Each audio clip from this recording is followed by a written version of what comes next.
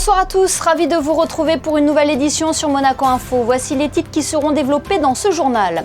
Le gouvernement princier lance ses rendez-vous de l'attractivité. Ces sessions doivent permettre de discuter de solutions pour co-construire le Monaco de demain. Nous entendrons dans quelques instants Ludmila Racona-Le Goff, déléguée en charge de l'attractivité. La session 2026 du Conseil national des jeunes est lancée.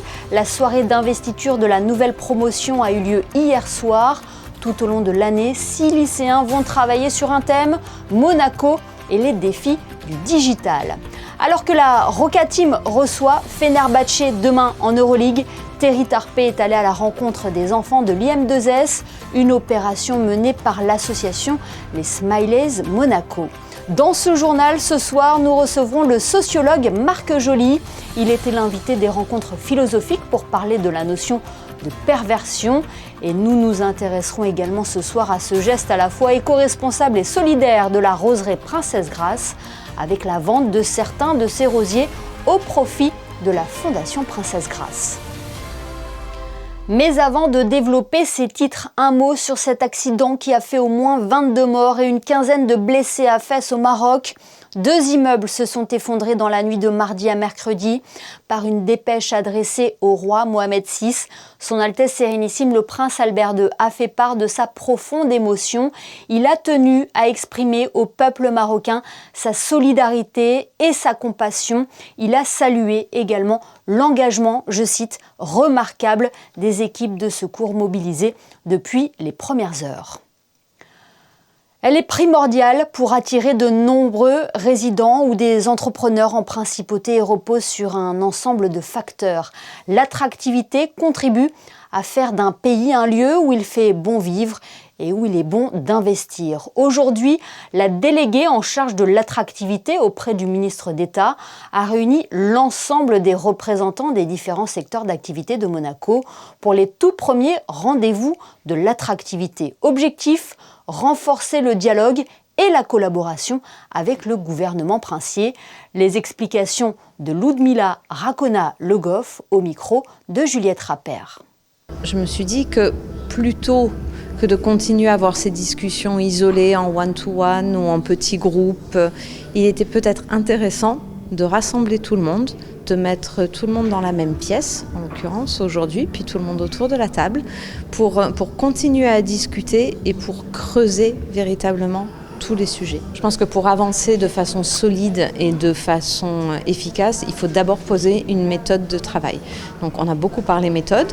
J'ai également présenté les 3 thèmes sur lesquels je souhaite que nous orientons nos réflexions. Donc la relation entre les entreprises et l'État, les conditions de développement économique et l'image de la principauté de Monaco et la perception qu'à l'extérieur de la principauté de Monaco. Le bilan est plutôt positif. J'ai senti une volonté d'y aller, une volonté d'avancer ensemble, une volonté de co-construire. Le ministre d'État l'a dit lui-même, il souhaite que les choses avancent et il a confirmé l'écoute et la disponibilité du gouvernement. Donc je pense que nous allons pouvoir travailler de façon très efficace avec l'ensemble des personnes qui étaient présentes aujourd'hui et qui toutes ont exprimé leur envie de collaborer. Quand la jeunesse fait entendre sa voix dans l'hémicycle, depuis quelques années, la Haute Assemblée associe les lycéens de la Principauté au débat des grands enjeux actuels. C'est ainsi qu'elle a mis en place le Conseil national des jeunes. La promotion 2025-2026 vient d'être investie. Les détails de Chrisinda Petit-Homel et Alexandra Paolini. Hier soir, le Conseil national a lancé la nouvelle édition du Conseil national des jeunes lors d'une séance d'investiture. 6 jeunes, au total 4 filles et 2 garçons, ont pris la parole pour partager leurs attentes et leurs idées pour Monaco. Tous sont directement concernés par les évolutions à venir et souhaitent contribuer à construire un avenir qui leur ressemble. Le CNJ, c'est une chance rare. Ça nous permet de faire parler les jeunes, d'avoir vraiment une voix qui compte au sein de la principauté monégasque. Encore plus sur cette année, le thème est Monaco et les défis du digital. C'est un thème dont les jeunes sont vraiment en première ligne. Le digital, on vit avec, on a toujours grandi avec et c'est peut-être un peu plus compliqué pour des gens qui sont un peu plus âgés de vraiment comprendre ce sujet-là auquel on peut vraiment apporter notre voix. Un sujet essentiel donc pour cette jeune génération qui voit dans le numérique et l'innovation des opportunités majeures pour la principauté. On n'a pas encore décidé un projet précis, mais je suis sûr qu'on va en discuter, qu'on va trouver une thématique qui saura nous plaire et qu'on saura défendre au mieux. Il y a quelque chose qui est souvent, surtout en tant que jeune, c'est l'intelligence artificielle et je pense que c'est vraiment quelque chose qui est très très important, surtout pour nous, pour le futur monégasque aussi. Donc j'ai l'impression que c'est ça le plus important et ce serait sur ça que j'aimerais travailler cette année-là. Mes idées principales sont d'intégrer des cours de cybersécurité parce que il y a beaucoup de cyberattaques qui sont de plus en plus sophistiquées, que ce soit à Monaco ou même mondialement, mais également des concours pour inciter à la créativité des jeunes au sein des établissements scolaires. Une nouvelle promotion engagée et tournée vers l'avenir qui entend bien faire entendre la voix de la jeunesse monégasque. Avec cette promotion, le Conseil national des jeunes affirme une fois de plus sa volonté de donner la parole à celles et à ceux qui construiront le Monaco de demain. Mouvement de grève aujourd'hui en Principauté. L'Union des syndicats de Monaco avait lancé un appel au rassemblement pour faire entendre ses revendications. Entre 700 et 900 personnes se sont ainsi réunies sur le parvis Sainte-Dévote. Le reportage d'Alexandra Pani et Alexandra Paolini. Ils sont descendus dans la rue pour signifier leur inquiétude face à la réforme des retraites, appuyer le maintien aux caisses sociales monégasques pour les retraités ou encore la revalorisation du salaire minimum interprofessionnel monégasque de l'ordre de 2 588 €. Salariés et retraités, du privé comme du public, étaient unis pour faire entendre leur voix ce jeudi. C'est vrai que Monaco est un pays prospère, les salariés doivent profiter du fruit de leur travail. Parce qu'on participe à ça, grandement, de notre point de vue. Et aussi, on n'oublie pas nos retraités qui ont contribué aussi. Et que c'est normal qu'ils aient un pouvoir d'achat décent, sachant qu'on est quand même dans une région qui est extrêmement chère, où tout explose. Et nous, il est de notre devoir de maintenir un pouvoir d'achat digne pour les salariés. C'est toujours d'avoir un SMIM qui correspond aux besoins des salariés, qu'on avait fait à partir d'une étude et qui n'est pas du tout un chiffre qu'on a sorti d'un chapeau. Et nous estimons que les salariés, c'est le minimum pour bien vivre dans la région. La majorité des syndicats de la Principauté ont répondu à l'appel de l'USM. Les retraités, la fonction publique, mais aussi les métiers de l'hôtellerie, la restauration, la conciergerie, la chimie plastique ou encore les métaux. Un appel à la grève pourra être reconduit en fonction des discussions qui suivront avec le gouvernement et le patronat. En basket, 6 mois après la finale d'Euroleague perdue face à Fenerbahçe, la Roca Team retrouve les Stambouliotes vendredi soir à Gaston-Médecin à l'occasion de la 15e journée de saison régulière. Avant ce choc entre deux équipes très en forme, Frédéric Elion est allé recueillir les impressions de l'ailier Alpha Diallo et l'entraîneur Vassilis Panoulis. Definitely something that eats at you. It was a game that, we were right there, so close to winning the EuroLeague championship. But, Fener's a really tough team. So we used that as motivation, not just for tomorrow's game, but for the whole season, to get back to that. A reaction after the two losses that we have in Belgrade.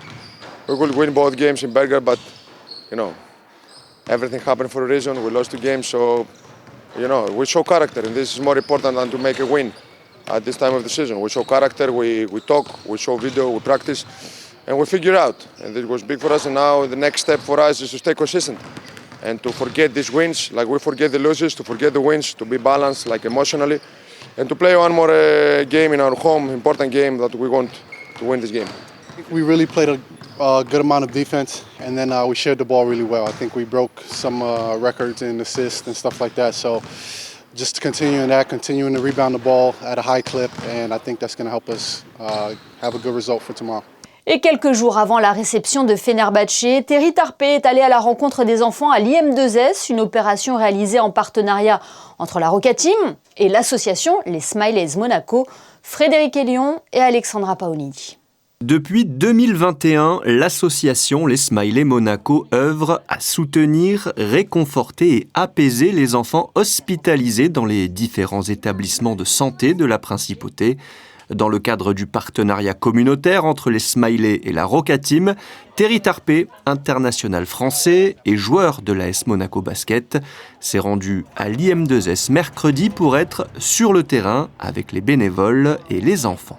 C'est top, c'est toujours bon de passer un bon moment avec les enfants, avec les gens qui arrivent à l'hôpital. C'est important d'être connecté avec la communauté. C'est encore un step pour la Roca Team à faire ça. Toi, tu as des enfants, justement, ça te touche encore plus, ce genre de cause? Ouais, bien sûr. Je peux voir clairement comment le Smiley peut aider ma fille. C'est sûr qu'on va le médecin, c'est pas toujours facile pour les enfants, mais encore avec un peu d'aide, avec un peu de Smiley, de série, ça peut aider, c'est sûr. L'année dernière, Donatas Motiejounas avait accompagné les bénévoles au CHPG et fait la découverte de la désormais célèbre mascotte des Smileys, cette petite poupée blanche aux oreilles de couleur qui rassure les enfants et permet de faciliter les soins. Alors blanche parce que les enfants peuvent dessiner dessus. C'est aussi un outil de médiation pour les rassurer, pour montrer où ils ont mal. Le soignant peut également faire les soins à la mascotte avant de les faire à l'enfant. Donc c'est un côté rassurant et de médiation. C'est un objet de médiation médicale. Voilà. On en distribue par centaines, plusieurs centaines chaque année. Donc c'est distribué sur les CHPG, sur l'IM2S, sur le centre cardio-thoracique, à la sûreté publique et aux pompiers également, et enfin au centre médico-psychologique de Monaco. Pour subventionner l'achat de ces mascottes, l'association organise différents événements. Le prochain aura lieu le 22 décembre rue Caroline, avec plein d'activités et d'ateliers pour les enfants. Les fonds récoltés permettront d'acheter ces mascottes et donc d'aider et soutenir les enfants. En football, l'AS Monaco a ouvert les portes de son centre de performance et de son académie aux représentants de ses 3 clubs partenaires, le FC Versailles, l'AS Saint-Priest et l'AS Aix-en-Provence. Ce séminaire s'est déroulé en début de semaine et a pour but d'échanger sur les méthodes de formation. Un partage de savoir-faire et d'expérience qu'ont suivi pour vous Gaëtan Lebrun et Camille Caloni.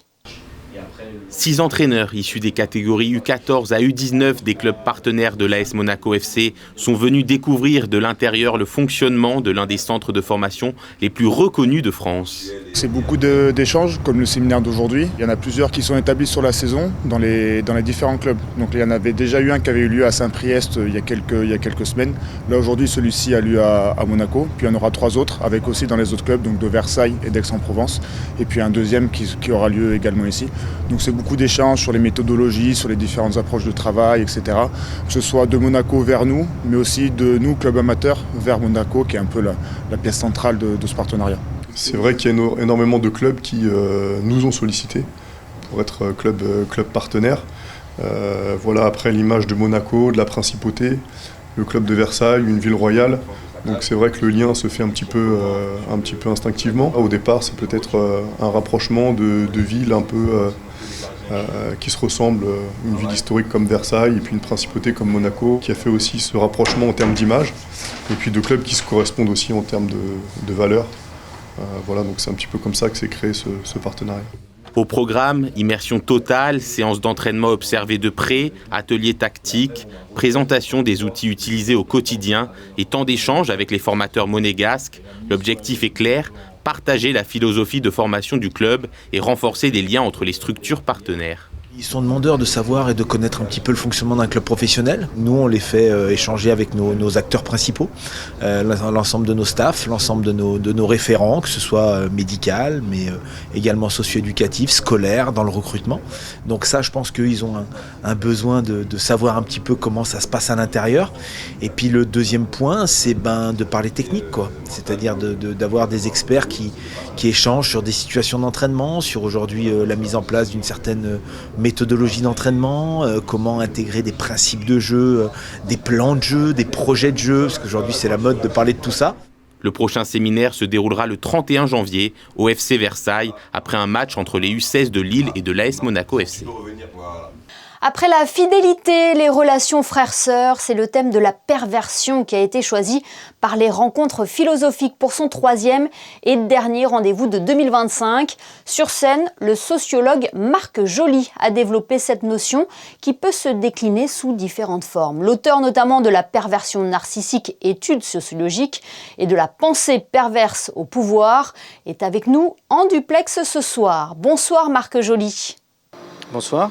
Merci d'être notre invité ce soir pour parler de cette notion de perversion, une notion que vous avez longuement étudiée et qui a été le thème central de plusieurs de vos ouvrages. C'est un thème à prendre très au sérieux.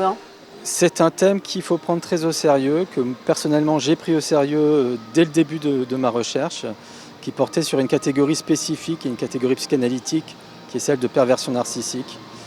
Donc ça m'a intéressé de savoir d'où venait cette catégorie et quels usages les gens en font.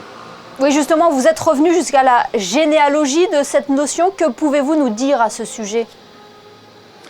C'est la création d'un psychiatre et psychanalyste qui s'appelait Paul Kodrakamier, qui a essentiellement travaillé sur les psychoses, les jeunes psychotiques, et qui a progressivement réfléchi au lien entre la psychose et la perversion.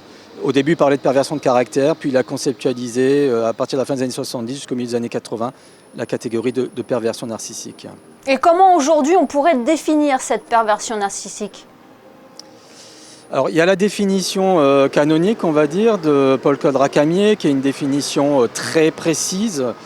Il met vraiment l'accent sur un mécanisme par lequel une personne utilise une autre personne comme faire-valoir pour se débarrasser de ses propres affects négatifs, de certains affects qu'elle n'arrive pas à travailler. Donc c'est vraiment quelque chose de l'ordre de l'interaction, et c'est la grande originalité de Rakamier dans la psychanalyse, c'est d'avoir eu une topique, comme il disait, interactive. Et les usages qui se sont développés de cette catégorie se sont centrés vraiment sur l'idée de manipulation toxique dans les couples, essentiellement. Donc ça a aidé à mettre des mots sur des vécus de violences conjugales assez spécifiques à partir de la fin des années 90, début des années 2000. Et vous en parlez comme un phénomène social, pourquoi ? C'est un phénomène social parce que d'abord, il y a des usages qu'on peut presque dénombrer si on fait par exemple de l'analyse textuelle. Donc on se rend compte que c'est très présent dans les médias, dans les discussions des gens, dans les productions culturelles, livres, films, etc. Donc ça existe, le mot existe dans la société. Et ensuite, le mot, il a fait l'objet d'usages qui ne sont pas des usages, on va dire, qui se font n'importe comment, mais qui répondent à des besoins. Et ces besoins, c'est de mettre des mots sur des relations asymétriques, mais qui débutent souvent sur un mode égalitaire, de compréhension mutuelle, et puis ça déraille. Et c'est le besoin de mettre des mots sur des relations qui déraillent qui explique sans doute le succès de cette catégorie à un moment donné. Oui, on l'entend dans vos propos, cette notion est liée aux normes d'égalité dans la société et dans le couple également.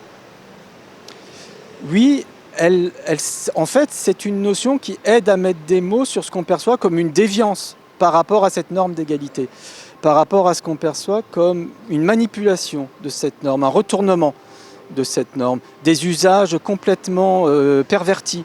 Par exemple, une norme comme celle de la coparentalité après la séparation, c'est normalement une norme qui est censée assurer l'égalité entre les deux parents et garantir l'intérêt de l'enfant. Et en fait, on se rend compte que cette norme peut être complètement utilisée comme un instrument de contrôle et de pouvoir, en particulier par des pères séparés. Et il est important aussi de débattre autour de cette notion, comme dans un rendez-vous tel que les rencontres philosophiques, de mettre la perversion au centre de la... Je pense que c'est important, déjà parce que la perversion, ça fait peur. Donc il faut la démythifier et il faut montrer que c'est un phénomène social, qu'il y a des raisons sociales, sociologiques, qui font que des comportements de type pervers tendent à prévaloir.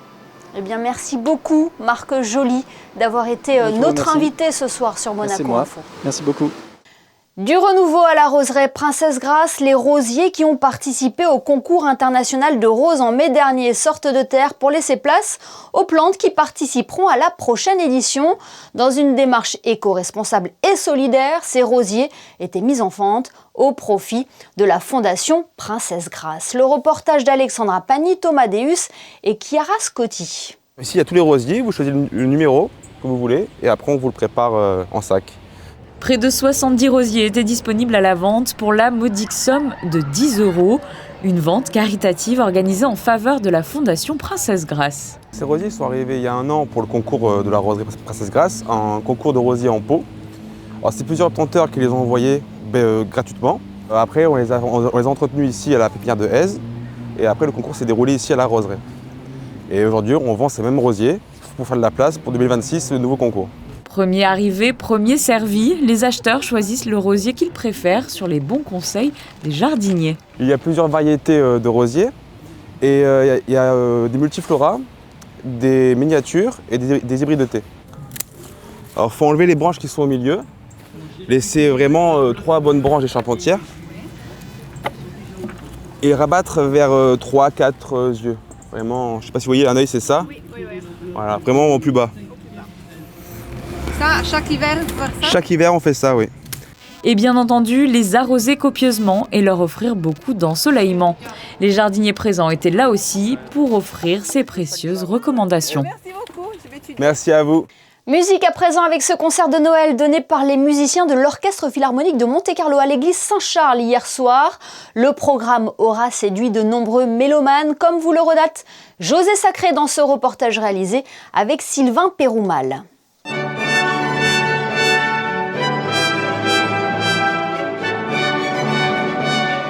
Cadeau de Noël de l'Orchestre Philharmonique de Monte-Carlo aux mélomanes de Monaco et de la région. Chaque année, à la mi-décembre, un concert gratuit est organisé dans une église de la Principauté. Mercredi 10 décembre, c'est dans une église Saint-Charles archicomble que l'Orchestre Philharmonique de Monte-Carlo a proposé un programme de toute beauté sous la direction de Peter Sutz, qui est habituellement chef d'attaque des seconds violons de l'orchestre. C'est toujours un grand défi, c'est pas facile parce que on sort de notre fonction et il faut créer une ambiance qui est à la fois très concentrée et très efficace, mais quand même pas rigide. Donc c'est une question plutôt psychologique, comment on trouve le bon manière de travailler.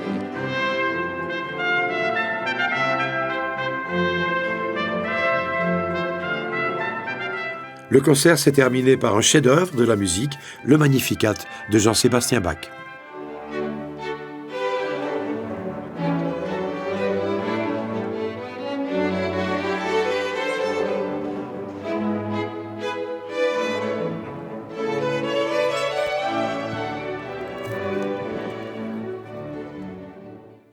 Un événement à présent à noter dans vos agendas. Le 16 décembre prochain, le restaurant Marius accueillera un spectacle de cabaret contemporain mettant en scène des artistes transformistes. L'intégralité du prix d'entrée de cette soirée sera reversée à l'association Fightheads Monaco qui lutte contre le VIH-Sida et qui est présidée, comme vous le savez, par la princesse Stéphanie. L'ancien diplomate et homme d'État monégasque Jacques Boisson a tenu une conférence hier à l'Automobile Club de Monaco. Il a présenté son ouvrage autobiographique qui retrace sa carrière au service de la principauté. Jacques Boisson a notamment été le premier ambassadeur de Monaco auprès de l'ONU en 1993, puis secrétaire d'État auprès du prince Albert II de 2008 à 2022. Ce journal est à présent terminé. Merci de nous avoir suivis. Dans un instant, les prévisions météo. On se quitte avec les photos de Manuel Vitali et la toute nouvelle médiathèque Caroline qui a ouvert ses portes officiellement aujourd'hui. Un espace moderne et spacieux qui propose déjà un riche programme à découvrir sur le site officiel de la médiathèque. Demain, retrouvez Sarah Inkari à la présentation de votre JT. Excellente fin de semaine à tous sur Monaco Info.